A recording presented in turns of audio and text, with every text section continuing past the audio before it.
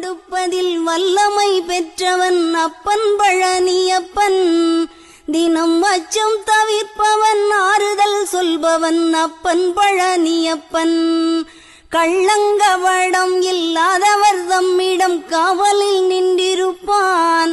அங்கு கால்நடையாய் வரும் மானிட ஜாதியை கண்டு கழித்திருப்பான். துள்ளி வரும் வடிவேலுக்கு மேலொரு ஜோதி பிழம்பும் உண்டோ?